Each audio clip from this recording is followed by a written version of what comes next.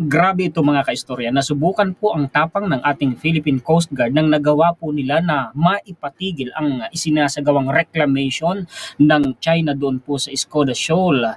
Alam nyo mga kaistorya, ang nangyari po ay nag-deploy din ang China ng kanila pong Navy warship po ito mga kaistorya at ng kanilang Coast Guard at pati na po ng kanilang militia.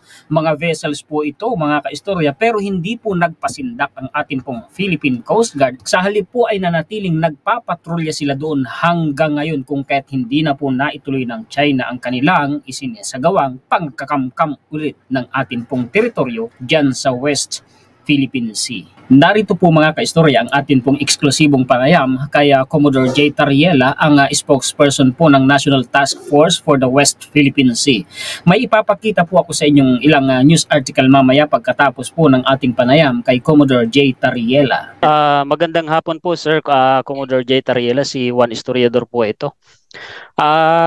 Gusto ko lang pong maitanong Sir, yung tungkol po doon sa sinasabing may isinasagawa na naman supposedly na reclamation si China sa may Skoda Shoal pero na-prevent po yun dahil po sa presensya natin doon.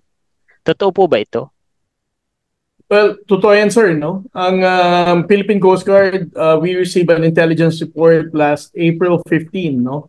Na ang Chinese Coast Guard, supported by the Chinese Maritime Militia, ay mayroong small-scale reclamation activities dito sa Skoda Shoal.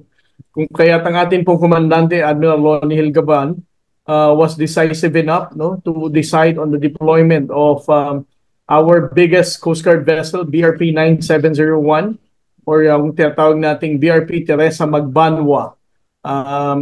Dahil dyan, for more than almost 29 days now, ang Teresa Magbanwa ay nananatiling nandito sa Skoda Shoal at binabantayan ang activities ng Chinese Coast Guard. Kung kaya't we can say we prevented China from doing this reclamation activities in Skoda Shoal. Ayun, kudos po sa atin, sa inyo po Sir. Karagdagang katanungan ko po. Ito pong sa may Luzon Strait or malapit mismo sa may Bashi Channel, strategic location na in and out, palabas at papasok po ng South China Sea at West Pacific. Ngayon ay nababantayan na po natin yan. May military detachment po tayo sa may Mavulis Island at nagsagawa rin, kung di po ako nagkakamali, ng balikatan po dyan sa may area po na yan. Sinasabi kasi na target din iyan ni China pero naunahan po ng gobyerno natin. Sabi nga po ni Senator, former Senate President Juan, si Senate President Enrile dati, kagaya nung nandyan yung malapit yung Fuga Island, parang dagger umano yan, nakatutok sa dibdib ng Pilipinas. Mukha hong gusto rin na makontrol po yan ni China. Naunahan po ng gobyerno po natin. Ano pong masasabi po ninyo doon? Well, our deployment of both for the Armed Forces of the Philippines and the Philippine Coast Guard pretty much put some strategy in our response to the China's incursion, no, sa mga areas na to. So tama po yung sinabi nyo, no? We always consider yung strategic value ng mga areas na dinidevelop natin to prevent China from intruding our own waters. So may malaki impact po ito sa expansionism po ni China kasi sabi nga po ginastusan nila ng napakalaking pera yan at pinaghandaan nila ng napakatagal, pinagplanuhan, tapos ganun-ganun lang na pornada sa administrasyon ngayon po ni PBBM. I'm not really sure, sir, about the expenditure in China, no?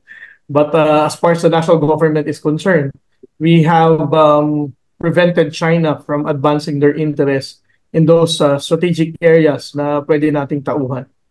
Okay, narinig niyo na po ba sir, ito panibagong tanong po, narinig niyo na po ba yung yung sinasabing audio recording ng China envoy? Ano po bang ginawa o gagawin ng atin pong gobyerno tungkol po dito? Kasi sinabi po ni Secretary of DND, si Secretary Gibo Teodoro, na nalabag nun kung totoong meron, kasi hindi pa napapatunayan, ilalabas kung meron nga. Nalabag nun yung anti-wiretapping law. Well, una sa lahat, hindi ko pa napapakinggan yan, no? I think nobody in our national government was able to hear itong allegedly recording ng conversation of a certain AFP official at sa Chinese embassy. And secondly, I support the statement of Secretary Gibo and Secretary Anyo kung saan kinukondena nila ang ganitong gawain na sinasabing na mayroon daw silang proof of recording, no, that this kind of agreement really happened. Kung sakaling ang ginawa nila yan, I think those diplomats in the Chinese embassy na mayroong mga ganitong tahasang pag-violate ng ating domestic laws should be expelled from the Philippine territory dahil it is just obvious, no, na hindi nila irerespeto ang ating batas at tahasan nilang bina-violate ito. Okay, sa part ko po sir, mensahe po ninyo sa atin pong mga kababayan. Well, ang mensahe ko po sa ating mga kababayang Pilipino, no, ang mga sinasabi ng Chinese embassy sa mga ganyang model, arrangement, secret deal, mga gawa-gawa lang po ito ng embahada ng China, no.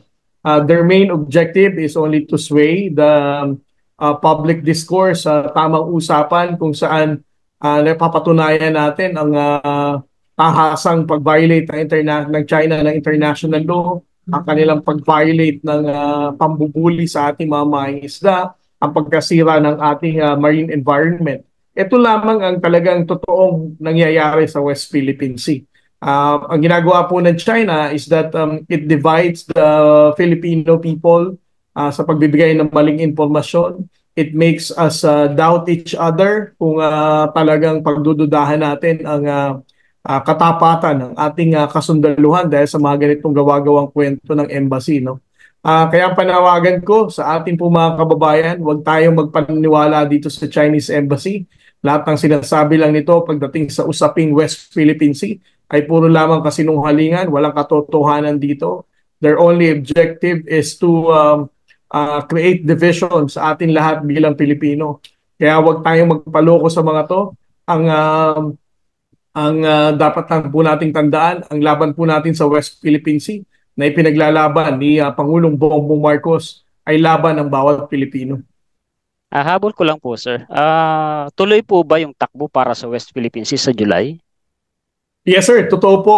Tuloy po ang ating advocacy run. This is actually a trilogy run, no? Gaganapin sa Hulyo 7 dito sa Manila, sa Agosto naman sa Cebu, and then sa Cagayan de Oro naman sa Setyembre. Ang layunin po na itong advocacy run na ikakandak ni Coach Rio, no, ay magkaroon ng tamang kamalayan ang ating mga kababayang Pilipino as they also join this kind of takbo para sa West Philippine Sea. At maidagdag ko lang din sir, no, ang takbo natin sa West Philippine Sea for every registration ng isang runner would allow the National Task Force West Philippine Sea to print 3 comic books, no. Ang comic books na to ay parang our way, no, to educate the Filipino people. Kumbaga, nandito na yung UNCLOS for Dummies. At least explain natin ano ba ang sinasabi ng United Nations Convention of the Law of the Sea. Andito na rin yung posisyon ng ating pamahalaan pagdating sa usaping West Philippine Sea.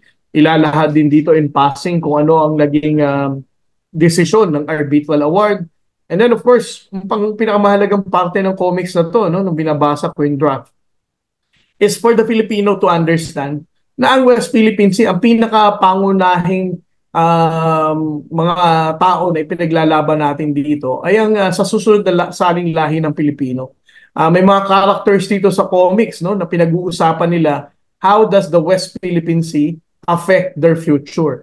So, para sa akin, etong comic book na to will really awaken the sense of patriotism ng ating mga kababayang Pilipino. Kaya tandaan natin, for every registration ng ating mga mananakbo, ay 3 comic book ang may piprint nito. Ayun, napakaganda po nun. Yung printed materials, gustong-gusto ko po sir kasi mababasa ng katandaan, pati na po ng mga kabataan, kahit sa elementary, may educate po sila. Napakaganda nung ginagawa po natin ngayon sa pamamagitan ng ating mga otoridad sa ilalim po ng administrasyon ni PBBM Kasi naipaglalaban natin yung West Philippine Sea, kagaya nga po nung sinabi ninyo sa nung nakaraan, baka magising na lang tayo. Wala na tayong West Philippine Sea. Pinagkukunan ng kabuhayan, ng food supply at teritoryo po natin. Salamat po sir ng marami. Yun lang po ang part ko. Maraming salamat po, sir. Yung sinasabi po natin kanina mga kaistorya at sinagot naman ni Commodore J. Tariela na takbo para sa West Philippine Sea ay ito po yun. Kung gusto po ninyo mga kaistorya na malaman ang lahat ng impormasyon ay pakibisitahin po ninyo o pakisearch po ninyo sa Facebook. Ito pong Facebook page na West Philippine Sea News. Diyan po naka-post yung sinasabi pong takbo para sa West Philippine Sea. Suportahan po natin ito mga kaistorya dahil ito po ay makakabuti para sa ating bansa at makakabuti po ito sa lahat ng mga Pilipino at sa susunod na henerasyon ng mga Pilipino. May t-shirt pa nga po dyan na makikita mga kaistorya.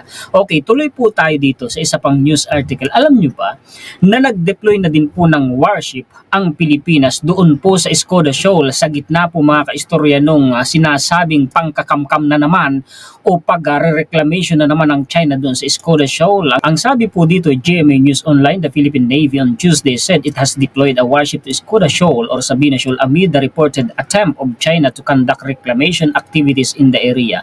For the past good number of days, we have one warship station in the area. Hindi na po talaga umalis pala doon dahil naka-istasyon na po doon. Philippine Navy spokesperson for the West Philippine Sea, Commodore Roy Vincent Trinidad told the reporters, this is to ensure that whoever is doing that, whoever is piling up their corals in Sabina Shoal, we will be able to expose their activities. Pero ito po'y kinumpirma na po ni Commodore J. Tariela na China nga po ang nagsasagawa doon ng reclamation na napatigil nga po ng ating Philippine Coast Guard. Ang kagandaan dito mga kaistorya ay suportado po at kaisa po ng Philippine Coast Guard ang atin pong Philippine Navy. Yan po ay sa ilalim siyempre ng direktiba po ng atin pong Pangulong Bongbong Marcos Jr. Salamat po. Kudos po sa inyo. Congratulations po sa inyo. Ito pa po mga kaistorya. Ang sabi, Philippine Navy to monitor civilian groups mission to Baho de Masinloc. Kasi nga po mga kaistorya ay may isasagawa pong mission doon. Na sasamahan po ng mga civilian. Ito po ilang beses na nating nabanggit at siguradong nalaman nyo na rin ito sa iba pang mga balita mga kaistorya na may gumawa pa nga ng issue na sinasabing ipapain lamang daw ang mga sibilyan. Abay hindi po dahil babantayan po sila mga kaistorya ng atin pong Navy at ng atin pong Coast Guard. Nabalitaan na rin natin na naghahanda umano ang China. Diyan po sa civilian mission na yan sa Baho de Masinloc. Naka po. Mga kaistorya, karapatan po natin ito dahil ito po ay atin exclusive economic zone po natin yan mga kaistorya, kaya hindi tayo dapat matakot sa mga Chinese dyan sa West Philippine Sea. Sabi po dito mga kaistorya, a Philippine Navy ship is in close contact with a civilian group, atin ito coalition which is heading to the Baho de Masinloc. Yan po yung tinatawag na Scarborough Shoal sa West Philippine Sea to hold a peace and solidarity regatta, a Navy official said Tuesday. Malinaw po na sinasabi po dito mga kaistorya na babantayan po nila, aalalayan po nila ito. Kaya wala ho tayong dapat ikatakot mga kaistorya. Hindi totoo yung sinasabing ipapain lamang ang mga sibilyanan. Ang sabi po dito, the atin ito coalition earlier said its flotilla would consist of 2 large civilian ships and 100 bangkas. Marami po ito, and that it would sail to Baho de Masinloc from Tuesday to Friday. Atin talaga yun mag-i-install po sila doon ng mga buya, mga kaistorya na palatandaan. Atin yun, teritoryo po natin yun mga kaistorya. Salamat, kudos. Suportahan po natin ang mga ganitong kilusan. Yan po mga kaistorya ang mga balita at impormasyon na maihahatid ko po sa inyo. Pakishare po at pakilike. Maraming salamat sa inyong panunood. Shoutout po sa mga sulit kaistorya natin sa buong mundo. Muli, ako po si Juan Historiador, ang tagakwento ng totoong istorya ng kasaysayan na nagmamalasakit sa kapwa ko Pilipino at nagmamahal sa bayang ito, ang bansang Pilipinas.